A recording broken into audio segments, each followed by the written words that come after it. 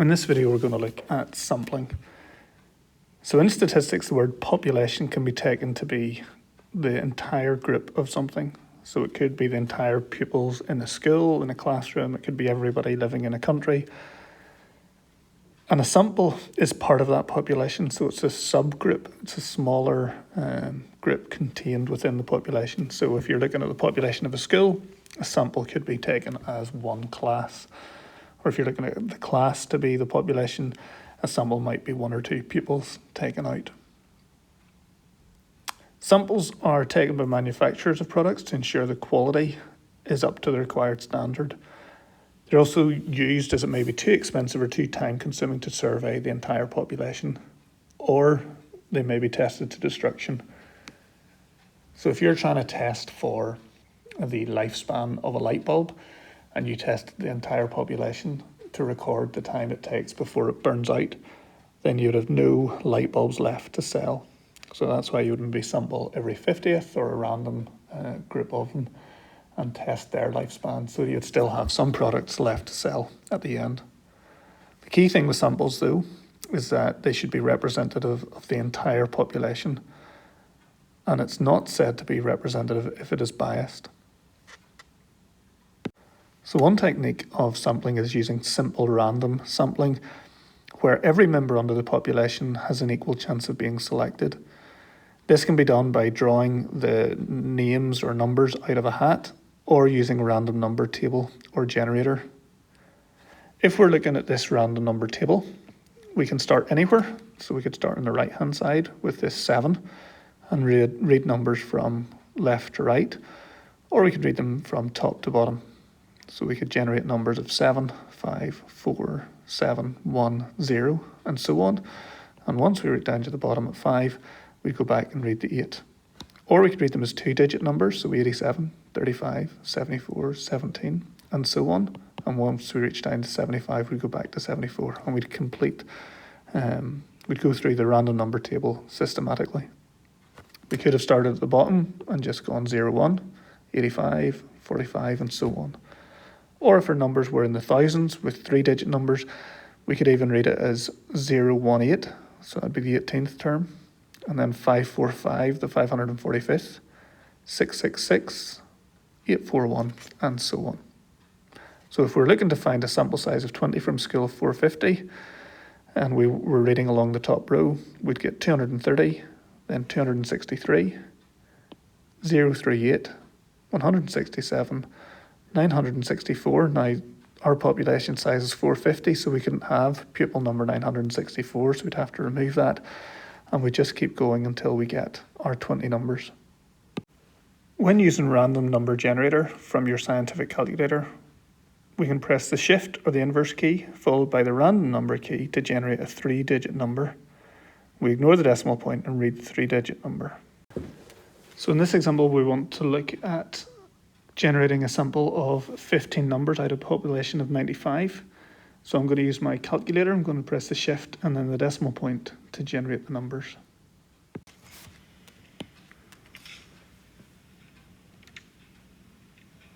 So we get 383, 606, 053, 260, 477, 383, 180, 389, 329, 869, 568, 424, 415, 317.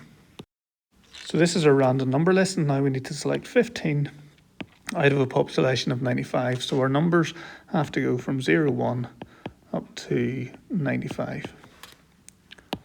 So 38 is okay. And then 36 is going to be our next number. And then we've got 06 and 05 and 32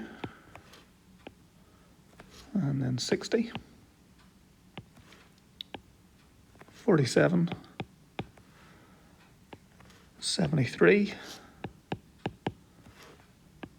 83, 18, 03, 89,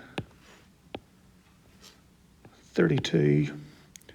The next number is 98, which is outside of our group, so we're going to ignore it. And we've got 69 and 56. And that's our sample size. And we would never have come up with that group. Looking at it, we've got 5, 6, and 3. 3 numbers very close together. Generally, if people are trying to pick random numbers, they go for a spread across 1 to 95. But this is a random sample. So when our data can be split up into predefined groups or strata, we can use this stratified random sampling. So in a school, the population can be divided across year groups or form classes, or gender, or playing different sports. So those would be the natural strata. And once each subgroup has been identified, what we do is we do a random sample. So in our sample, we would want the same proportion of pupils or whatever it happens to be in our sample that is reflective in the total population. So as part of a survey on attitudes to homework, a stratified random sample of size 60 is to be taken from students at Bilton High School. Find the sample size. So what we need to do is find the proportion in our population, so the population proportion, and that must be the same as our sample proportion. So what we do is we can multiply our population proportion by our sample size to give our sample group size. Because our population proportion would be the year rates out of the total, and then that would be equal to the year rate sample over the total sample. So with rearranging that, we can get the year rate sample to be the population proportion, so the year rate proportion multiplied by the total sample size. So we need to work out the total population first of all. So adding the numbers together, we get 966. So the proportion of year 8 students is 156 over 966 of the full school. Our sample size to be 60, so if you multiply that by 60, we'll get the number of pupils in our sample. That works out to be 9.689, so we'll call that 10 pupils. In year 9, there are 180 out of 966, and we multiply that by 60, and we get 11.18. So we would take 11 year 9 pupils. In year 10, there's 224 out of the entire school, and we want that fraction of 60 to be in our sample, and we get 13.913, so we would take 14 pupils. Year 11 is 196 out of 966 times 60. So 12.17, so we would take 12 pupils. And then year 12 is 210 out of 966 of 60, which is 13.043, so we would take 13. And if we add together all the sample sizes, what we get is 60. So the total number of people we've selected is 60 in our sample. Example 5, a survey is to be conducted on whether more after-school clubs are needed for lower 6th. A stratified sample of size of 50 is going to be used. How many girls from year 8 should be in the sample? So what we need to do is work out the full population. So if we add up all the numbers in the table, we get 560 is the total population. So the proportion of year 8 girls, well, we know there's 96 year 8 girls, so it's going to be 96 over 560. So that's the proportion of year 8 girls in the population. And if we've got a sample, we want that same proportion to be in our sample. So we're going to multiply that by 50. And we get 8.57. So we would take 9 year 8 girls in our sample. The capture-recapture method is used to estimate the population of a very large group. So what we would do is we would take a sample of the population, capture them, mark them, and then release them. Later we'd take another sample and we would count the number of marked individuals within the sample. Since the number of marked individuals in the second sample should be proportional to the number of marked individuals in the whole population, an estimate of the total population can be obtained. And the ratio of the sample to the ratio of the population should be the same. So this gives us an estimated population size. So in a sample, 30 pigeons are tagged and released. So the proportion that were tagged were 30 out of the total population of X. In a second sample of 100 pigeons, 12 were found to have tags. So the proportion in the population must be equal to the population, or the proportion in the sample. So we find that there were 12 out of 100. So we've got an equation where 30 over X equals 12 over 100. We can cross multiply. So bring the denominators up to the other side. And we get 30 times 100 equals 12X. So 3,000 equals 12X.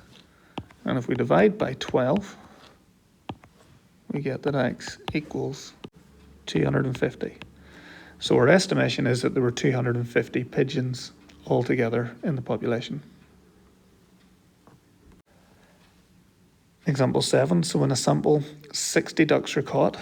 So that's going to be 60 out of the total population. Let's call it P this time for population. And in a second sample of 100 ducks, 24 are found to have tags, so that's going to be 24 over 100. So we can cross multiply. And we get 60 multiplied by 100 equals 24 times P. 6,000 equals 24P. And dividing by 24, we get that the population, again, is 250 ducks. Rachel wants to find out how many giraffes are in a nature reserve. On Sunday, she tags some giraffes and then releases them. So let's say that she tags G giraffes out of a total population P. She returns on Tuesday and observes 25 more giraffes than she saw on Sunday. So she sees G plus 25. And out of those G plus 25 giraffes, she notes that 13 of them are tagged. So in the population, she tagged G out of the total number. Here she sees that 13 out of G plus 25 are tagged, and these must be equal. Now she's determined some way or another that 1/4 of the population was tagged. So that means that P must be 4G, and this G over 4G is 1/4. So that means that 13 over G plus 25 must be equal to 1/4. And here we can cross multiply again. We've got 13 times 4 is equal to G plus 25. So 52 equals G plus 25. So then if we take 25 from both sides, we get that G must be 27. So what that means is that she tagged 27 giraffes originally, and the total number of giraffes is going to be G times 4, which is 108. So there are 108 giraffes in the nature reserve.